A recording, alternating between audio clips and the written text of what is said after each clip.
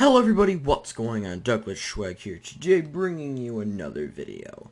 This time, it's going to be about the new 1.9 snapshot that is coming out very soon, I'm pretty sure at least, for Minecraft, and it is considered the combat update, and it has a lot of new features, lots of new objects and features. And so really in this video I'm going to go over some of the basics. I'm definitely not going to be able to cover like everything, nowhere near able to, because there's lots of like things, different kinds of changes that are more detailed, but I'm going to go over a lot of like these different like small basic ones. So I've set up some things, and anyway, so yes, let's get on with it. If you want to see a part 2, maybe just have me go into more detail about things, or maybe show you how to get 1.9, because there's actually a very easy way to do it, then leave a like and let me know. So, let's get on with the video.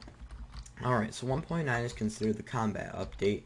For the main reason it's considered that is because there's been a lot of tweaks with PvP and swords and things like that.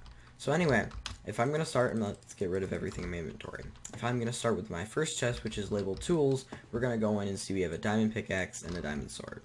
So now, whenever you place them into a new inventory slot, you'll see them load up. Now, that's the new thing with any kind of tool, except for, I'll get on to it later, but the hoe.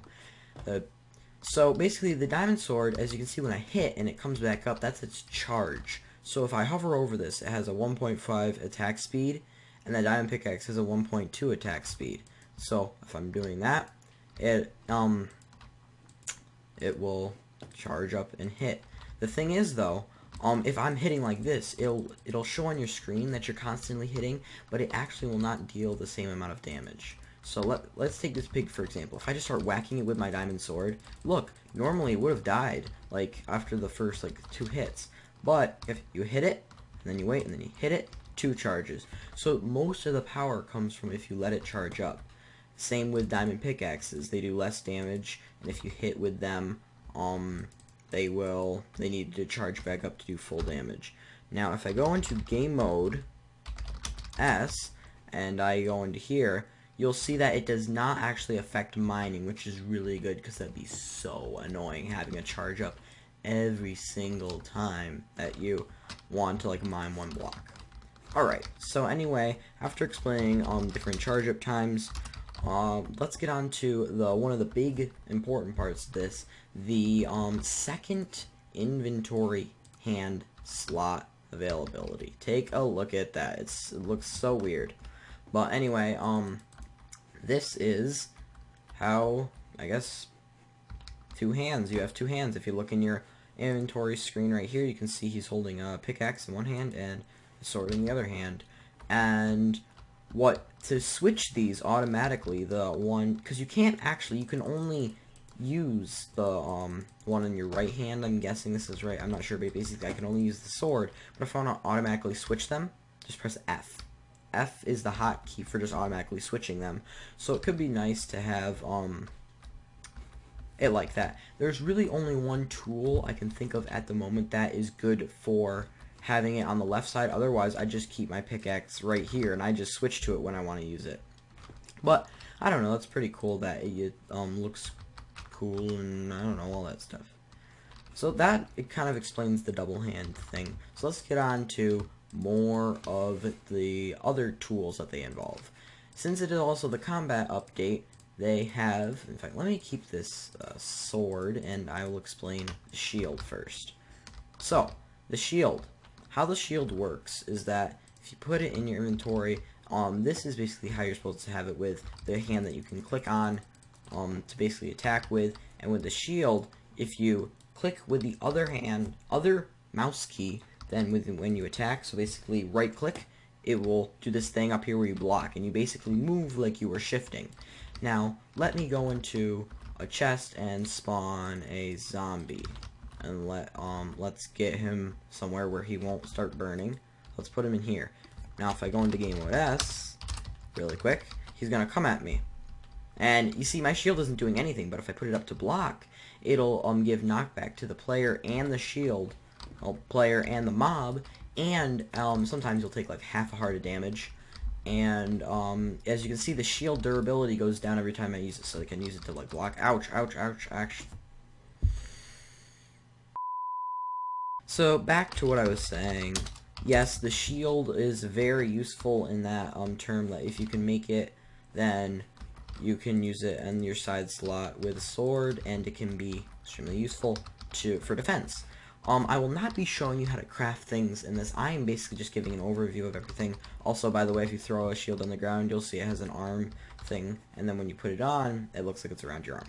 Pretty cool. Anyway, so I'm not going to be going over crafting recipes and things like that in this video, guys. I'm just giving an overview of the stuff. So, next thing, after shield. So let's just throw some bunch of this stuff back in here.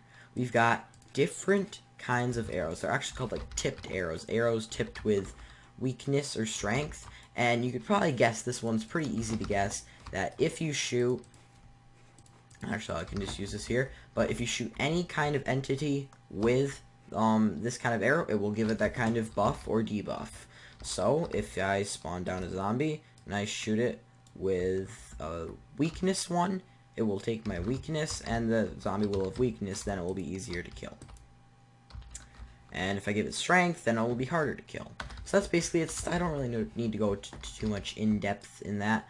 But some other cool aesthetic things is that you can actually, if you look in your hotbar, you can see the bow pulling back as you're pulling it back, which is pretty cool.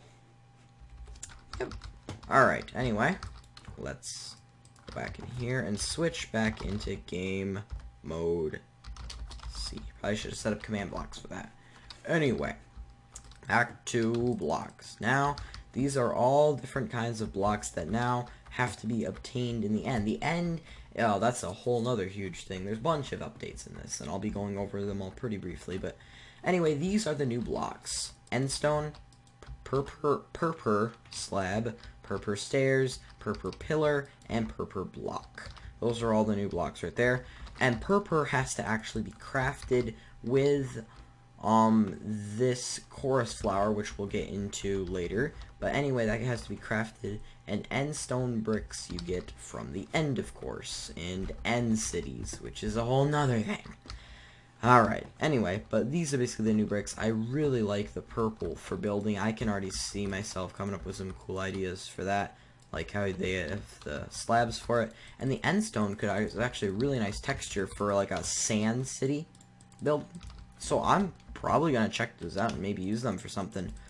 But anyway, those are blocks and tools. Now on to decoration. So, the four things that are in the decoration slot is the dragon head, end rod, chorus plant, chorus flower. So, the dragon head, this one is pretty funny. You obtain the dragon head by, yep, you got it, killing the dragon, and I'm pretty sure the dragon head will be placed on the ground. You'll have to mine it up. Not sure though, so don't quote me on that. But anyway, what you have to do, what you can do with the dragon head is, as you can see, it's huge. It's huge in your side inventory thing. Put it on your head. You're wearing it, right? Now, if you look in F5, this head is absolutely gigantic, and it looks hilarious in F5 because, yep, you're wearing a dragon mouth, which is pretty interesting. And when you're running, the mouth will actually move up and down like it's talking or eating something, or I don't really know. But when you stand still, it'll just be still. And then when you're moving, alright. Anyway, that is the dragon head. Pretty cool. It's not really of any actual purpose. It's just a nice thing to have for decoration. Anyway, because you can put it on like fence posts and things. The next item, the end rod. The end rod, if I set the time to night, or if I set the time to night, why is there no command in my command blocks? There should be anyway. I guess I'll do it manually. Time set night. If I do that, oh look, it gives off light. It gives off the same amount of light as a regular torch would, and they can be stacked on top of each other like fences. I can also see really, really good uses for building in the future with these. Maybe even combined with like the purpur stuff. I don't know, but it looks really cool because it becomes double-ended once you put another one on top of it. and has these super cool white particles that come off of it. These are obtained in the end, in an end city, which spawns in the end, and you can put blocks on top of them and do all that. Also, cool little factoid, if you place them sideways, like that, they act as a half slab. So now if I go like that, no, not like that. Whoop, sorry. But anyway, you place them like let's say vertical that way, and then up like that, and then you'd want to place one there, and then you'd want to place it up like that, so it work like that, and then like that, and you can make like a stairway out of them. It's pretty weird. They act like half slabs, and they can be placed sideways, which is, I think, is really cool. Like you can have them like pointing out like that, like, and you can't walk through them either. They're completely solid. Alright, those are the end rods. So, now on to the chorus plant and chorus flowers. These are new items that you can only place really once you harvest them in the end. And you can only harvest them in the end. They're new like flowers, plants, and you can get a chorus flower off of the chorus plant. Now, if you are in game mode S, oh, never mind, that's a completely different thing. I was jumping ahead. But anyway, these are obtainable blocks that you can actually use to craft things later on. In fact, per you need to have popped chorus fruit, which is over here. Or where is it? Why do I not have it? I should have it in here. It's not in there. Well, anyway, let me grab that right this. Alright, so anyway, there's popped chorus fruit and regular chorus fruit. Popped chorus fruit is what you need to craft per. But regular chorus fruit, which you can get off of the chorus flower or the chorus plant, if you craft it, if you eat it, you can actually teleport to random places around you like an Enderman. So there's not really that much of an advantage for it, but let me show you right here. Game mode S. Eat it. Bam. Teleport to a random location. Not too far away. It's basically like how an Enderman is. So, go back and let's see. Not too useful, but I mean it can be used to craft per and survival, so interesting. Let's get on to miscellaneous. Alright, ender pearls and a new mob, the shulker. Alright, so we spawned this thing. It looks like a block. Regularly these things spawn naturally in the end city, which is a whole nother thing. And look at that, it'll lift up from time to time. So this is actually like that, it's in there. The shulker is in there. I don't have Optifine, so I can't like really peer in, but you start hitting the thing, you start attacking it, and it will actually do an effect on you, a levitation effect, which I'm not exactly sure if you need to be in the end for it to work, but I have experienced it. And if you basically, let me just go back into game mode C. If you attack them, they can actually levitate you, and you will float up in the air for like 10 seconds and then fall down, and you will deal damage to yourself, which is not that good. And they will not spawn for some reason. Oh, there it goes. And if you're hitting them, they can actually randomly teleport like Enderman to a spot that's fairly close by. Anyway, yep. And they have lots of health, as you can see. I'm dealing full damage with a sword, letting it charge up, and it's still alive. That's because you need to really hit it once it's popped open, like that one over there, which disappeared like that. Bam. Bam. But otherwise, encased in their shell, they are quite powerful. Well, not powerful as in, just like defensive? Or powerful as in defensive, yes. Anyway. Next update, Ender Pearls. Ender Pearls now have a cooldown. No more Ender Pearl glitching through blocks, I'm guessing. I mean, unless maybe it is still possible, but Ender Pearls have a cooldown, as you can see in the hotbar. It's pretty fast one, and I guess it'll just help on some servers with people who Ender Pearl glitch through things. But yeah, oh, I'm in the pen? No, I'm not. Anyway. Oh, look at him. Oh, this is a good time probably to show you about some cool thing about zombies and things.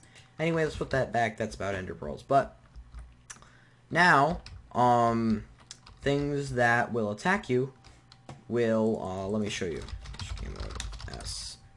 See? He put his arms up. Our zombies and skeletons and things, their arms will actually raise up now once they are, like, attacking. They're going for you. But if I go back into C, watch that guy's arms.